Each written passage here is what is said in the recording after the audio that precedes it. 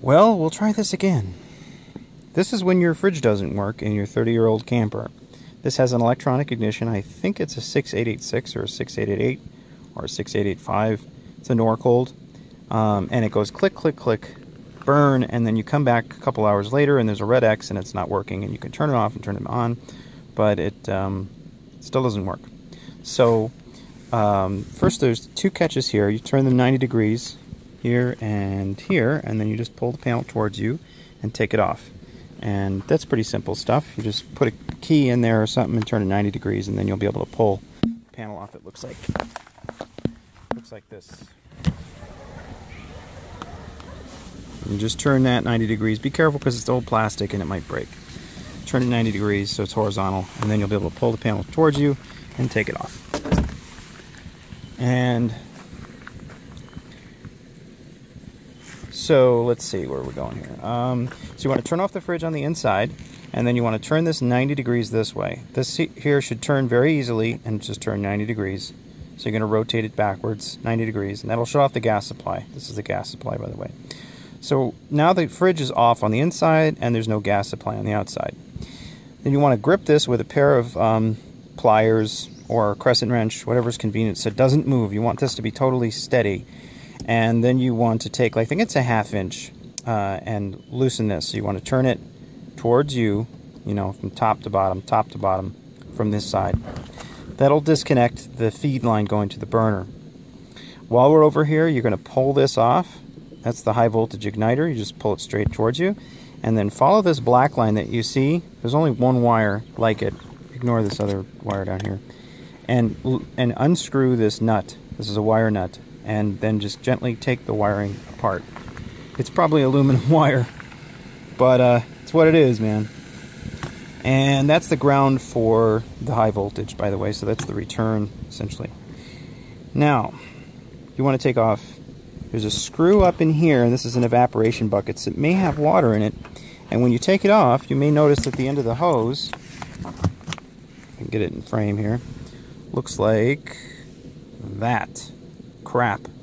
It's been flattened, it's almost closed off, and there's the open end.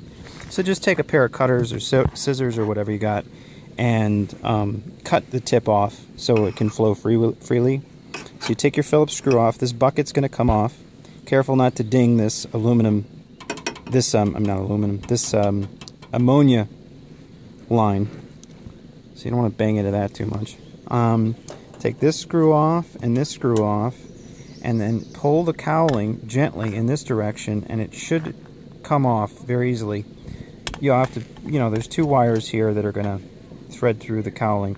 Now you're going to get to the burner, so you want to get a 7/16 and loosen this brass nut here, so from bottom to top, because that's the counterclockwise. And then when you take it out, remove it very slowly. This whole tube will come out now because you've disconnected this other side. And there'll be a copper washer. Save the copper washer. And the jet may come out with it. It may not. It may stay inside the tube. So the jet looks like a little thimble with a hole in the middle. And then there'll be a screw just behind here, and you'll take that Phillips screw out. You can't see it because the cowling's in the way. And that'll enable you to take off this part that I'm pointing to right now on the right side of that nut. It'll just slide out, and you want to clean it out thoroughly, all the rust and everything else, and then take a pin or something and just gently clean out that hole on the burner jet, make sure that's clear, and then reassemble the whole thing.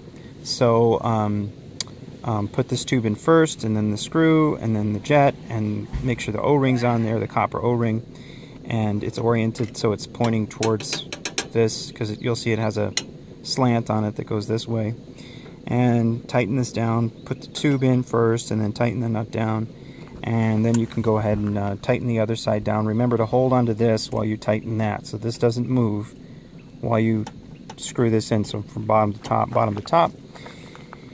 And then put this cowling back on. You got two screws here, and then put the bucket back in, make sure the hose is doing okay, and then reconnect your wires, push that back in like a spark plug, and reconnect this wire nut, and then turn the gas back on. So rotate this 90 degrees to the right, so it looks like it is now.